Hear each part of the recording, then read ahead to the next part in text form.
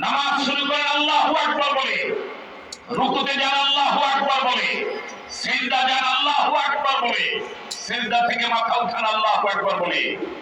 নামাজ শেষে যখন মিছিলে যান, মিটিং এ যান, তখন আল্লাহু আকবার বলা যায় না। এমন রাজনীতির সাথে নামাজের কোনো মিল আছে? কোনো মিল আছে?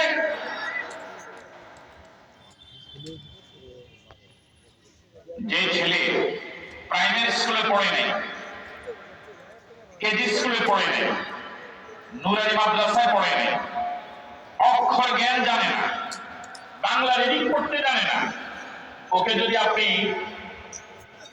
ইউনিভার্সিটির কোন ক্লাসে বসিয়ে দেন, সে কেউ শিক্ষককে ভালো বলবে না পাগল বলবে?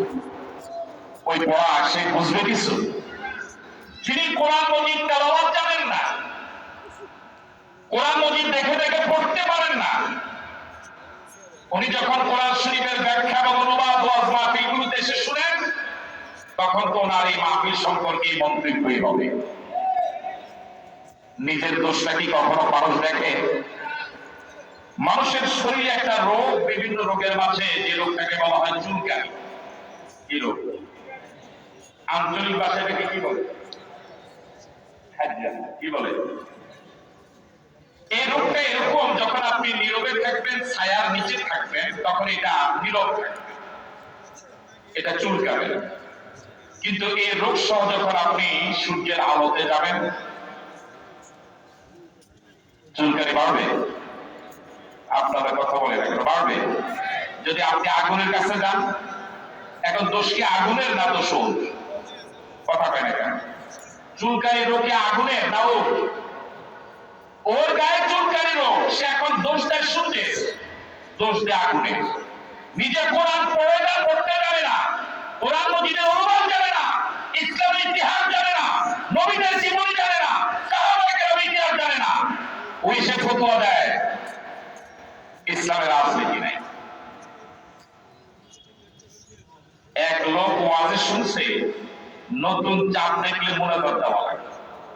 কি দেওয়া লাগে? তো ও চাঁদ দেখার জন্য রাস্তায় গেল। এই চাঁদ উঠবে উঠবে ভাব, দেখবে দেখবে ভাব, এমন সময় তার নিম্ন চাপ শুরু হয়েছে। সে গেল টয়লেটে। কোন জায়গায়? কি ভিতরে কথা বুঝতে যায়? তো টয়লেট পরিপূর্ণ সারতে পারে নাই, বাচ্চারা রাস্তা চাঁদ বলে চিৎকার। এখন মুনাজাত যেহেতু না ছুটে, এই জন্য পরিপূর্ণভাবে পরিচ্ছন্ন না হয়েই উনি বেরোছে। কিসের আশা? মুনাজাতের আশা। এখন চাঁদ দেখে কি দিল? মুনাজাত দেওয়ার পরে এবার বলছে, আল্লাহ জীবনে কত চাঁদ দেখলাম, কত মুনাজাত দিলাম, এবারের চাঁদের মধ্যে এত দুর্গন্ধ দেখিনি। দুর্গন্ধ কি চাঁদের?